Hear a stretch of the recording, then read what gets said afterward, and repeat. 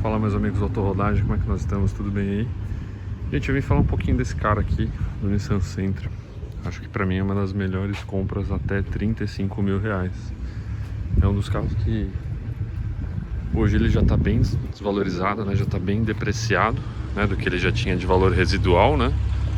Mas é uma ótima opção, né? Ele tem um motor 2.0. Dependendo da opção, ele tem câmbio manual de 6 marchas, 143 cavalos, bloco em alumínio. Dependendo da versão, tem transmissão CVT, tem o duplo airbag, ABS. Enfim, eu acho que é um carro muito completo pelo que ele oferece. E é um carro que, por exemplo, esse carro aqui, para vocês terem uma ideia, ele tá com 98 mil quilômetros, em teoria, né? Mas você não vê nenhum desgaste. Para quem é mais antigo do canal sabe que eu já tive Corolla 2011, né? O Corolla aqui é famoso, né? Por ter esse desgaste aqui na porta, desgaste aqui nas maçanetas, um pouquinho no volante, um pouco no câmbio. E esse não, ó. Ele tá simplesmente intacto. Olha os pedais dele, né? Os pedais, volante, né? Ele não tem nenhum gasto, nenhum descascado, né? As portas também, né? Você vê todas as portas aqui íntegras, né? Contrário dos donos de Jetta. Full de teto ainda, ele é original. Esse carro, ele tem uma vistoria cautelar da Decra, que ele não tem nenhum apontamento de repintura. A pintura dele é totalmente original. Mas é um carro muito difícil de se achar, justamente por ele ser muito bom, igual o Corolla da vida, né? Tem muito carro que você vê com 120, né? Você vê que esses carros você não encontra carro de 200 mil, né? Quilômetros, né? Enfim, é um carro que ele é muito fácil de maquiar, muito fácil de você enganar a quilometragem dele. E aí, se você quiser comprar, vou passar um pouco aqui a opinião de dono, né? O que você tem que ver, o que você tem que tomar cuidado na hora de você comprar. Acho que primeiro de todos os pontos, né? Tem vários vídeos que eu já passei de compra no canal, né? De guia de compra. Mas primeiro você fazer uma vistoria cautelar boa, né? Não fazer que a pessoa da loja que você está comprando eventualmente faz, né? Eventualmente passa para você fazer uma vistoria cautelar própria, né? De preferência dessas empresas de primeira linha. Então, por exemplo, esse carro especificamente ele tem uma vistoria da Decra, né? Putz, eu paguei na época quase 400 reais para fazer essa vistoria. Uma vistoria que vê tudo, todas as chapas, longarina, tudo. Aponta até coisas às vezes que não tem. Mas, então o primeiro ponto é esse, mas a parte mecânica desse carro é muito importante. Então, se você, para os casos do CVT, né? Se o câmbio ele não tá dando tranco, né? Se o câmbio ele não patina, se ele não faz barulho de rolamento, né? De engrenagem, na verdade, quando você passa a andar com o carro.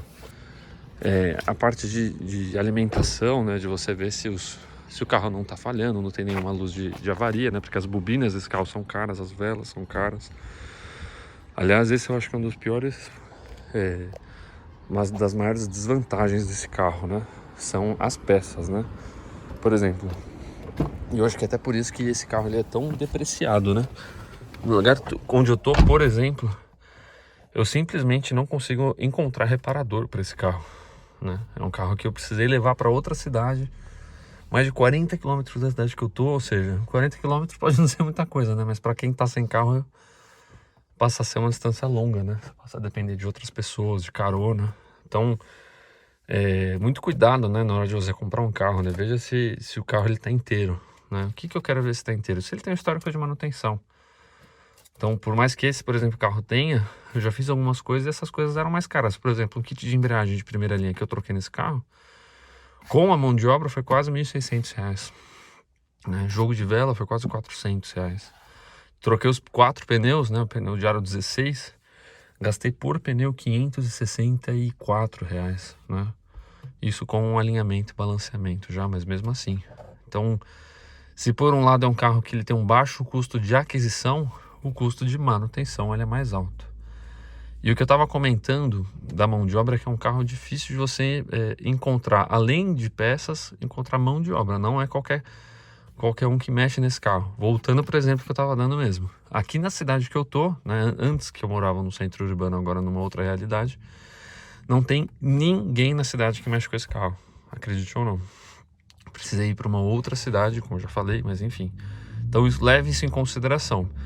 O Corolla que eu tinha também era essa na mesma tocada, mas eu acho que por ter mais carros, por ter mais unidades, você tinha uma mão de obra mais farta, né? As pessoas mexiam mais. Então esse para mim é o principal sabor desse carro. E as peças você vê muito por um lado da Nissan também, né? Eu cheguei a encomendar o farol do lado direito, né? Que ele tá um pouquinho mais amarelado, um pouquinho mais gasto. É quase 5 mil reais. O farol do Corolla, eu lembro que eu tava para trocar no meu. O par, se não me engano, na época, isso lá na pandemia, 2020, era 2 mil reais, né? Enquanto que esse um farol, a concessionária tava me cobrando 5.200 reais. Farol original, né? Tem os paralelos, óbvio. E isso um detalhe, a Nissan cancelou meu pedido, porque não tinha previsão de chegada. Ou seja, eu pedi, deu mais de 30 dias do pedido, e depois, eu acho que 32 ou 33 dias, a Nissan me informou, a concessionária, né, no caso, me informou que a peça não tem farol direito, você não encontra.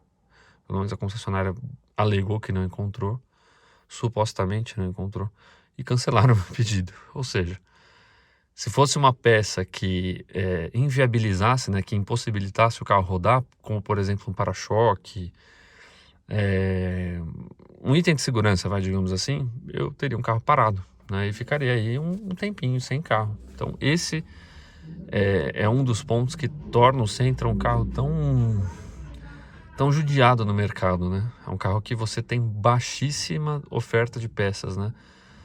Tá certo que a gente tem outros players, né? Como por exemplo a Jetta Variant. Eu também passei pela mesma coisa numa peça aqui de interior, de acabamento, né? Pra você encomendar aqui a saída de ar também, mesma coisa. Cancelaram o pedido. Mas o Jetta, querendo ou não, acho que por ter vendido um pouco mais, você ainda encontra um pouco mais de peças, aliado também ao número de concessionárias maiores, né?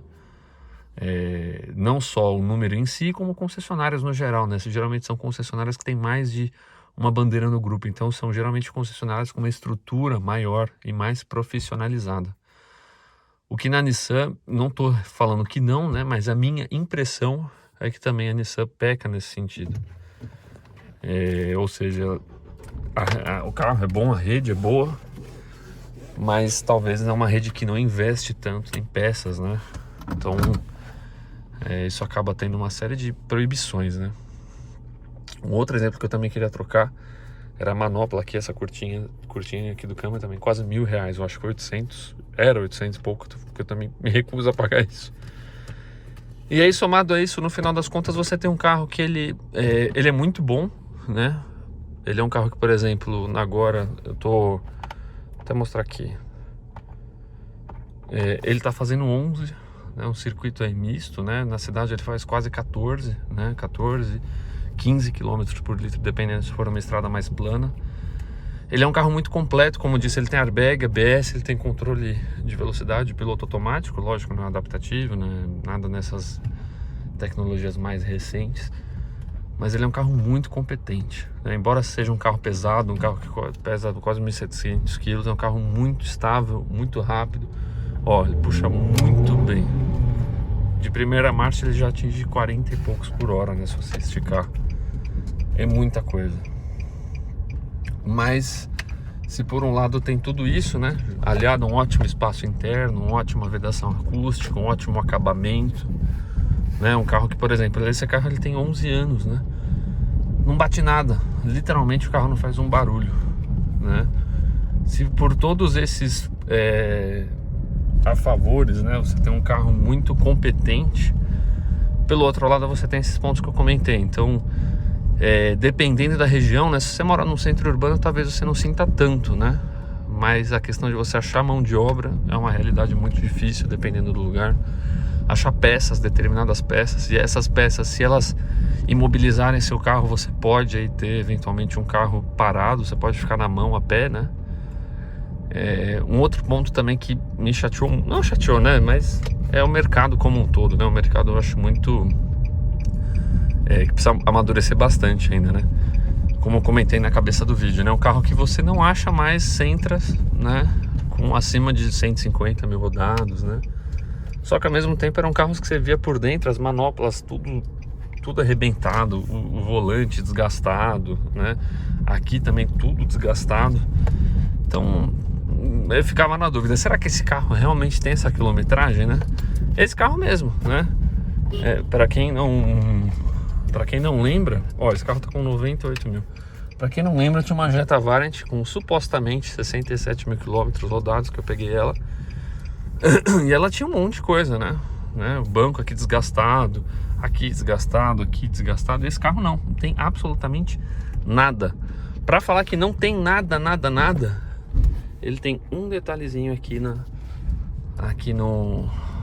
manopla. E esse detalhezinho foi porque eu pedi para lubrificar ali o trambulador. Não trambulador, né? Aqui a peça, né? E esse arranhado voltou. Ele passou a existir depois da revisão que eu levei o carro, que eu comentei que eu troquei essas peças.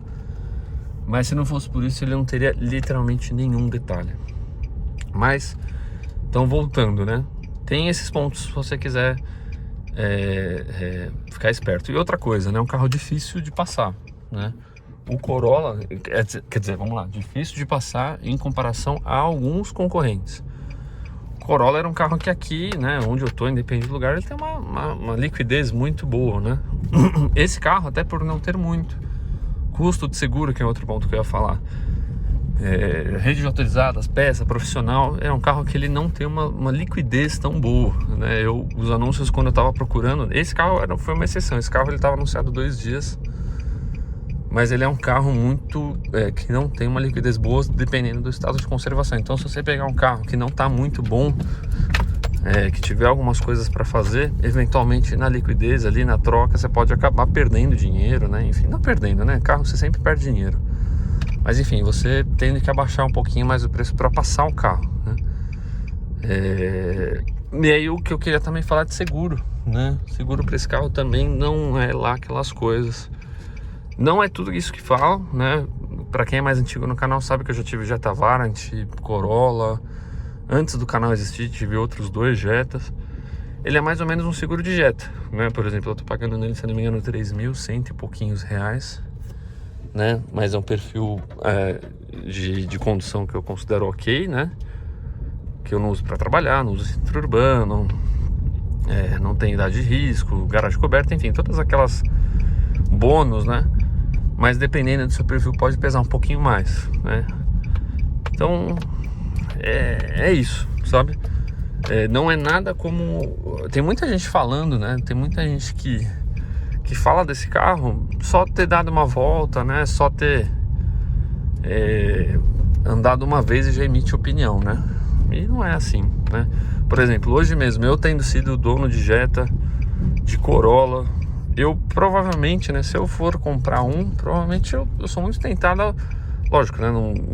Nunca vou falar com certeza, né? Mas eu sou muito tentado a ver um mais novo desse, né? Quando eu for trocar, né? Porque é um carro que ele entrega muito, né? Um carro que tem bastante coisa positiva nele. Os predicados dele são muito bons. Puxa, que carro você tem com motor 2.0 de alumínio, câmbio de 6 marchas, um pacote desse completíssimo de equipamentos, né? Um entre-eixos excelente, por exemplo. Eu tenho 1,85 m. Eu vou mostrar o espaço interno. Eu não sou uma pessoa que dirige necessariamente para frente, né? Por exemplo, ó, se você ver meu pulso, ele tá exatamente na posição que eu tenho que andar, né? Meio curvado aqui, né? E se você for ver no banco de trás, ele tem um puta de um espaço, né? E tem coisas que hoje os carros não tem mais, né? Por exemplo, o porta-malas ele tem braço pantográfico, né? Não tem aqueles pescoços gigantes que, por exemplo, no Jetta ou no Corolla roubava espaço de mala, que era uma beleza, né? Só mostrando aqui o espaço interno. Olha para quem tá aqui atrás, olha o espaço. Não fica em nada devendo. Eu consigo, por exemplo, entrar aqui atrás, se eu estiver sentado atrás de mim mesmo, né? O porta-mala também, né? Os braços pantográficos aqui, né? Que eu tô falando, não rouba espaço de mala. E fora outras coisas, né? Ele tem aquela função Follow Me Home, né? Então, se você, por exemplo, fechar o carro, depois de um tempo ele apaga as luzes. Os pneus dele, né? Ele tem um perfil de pneu nessa versão, pelo menos, que ele não pega nada, né? Um carro que ele é muito... Ó, já até apagou o farol. É um perfil de pneu que ele é muito gostoso, né? Aqueles perfis de pneu baixo que nem era no Jetta, né? Dono de Jetta sofre com isso, né? A roda fica amassada, acho que 80% da vida útil do carro, né? Que é um pneu muito fino, né? O aro geralmente é maior, né? Dependendo da versão, né? Geralmente aro 17, né?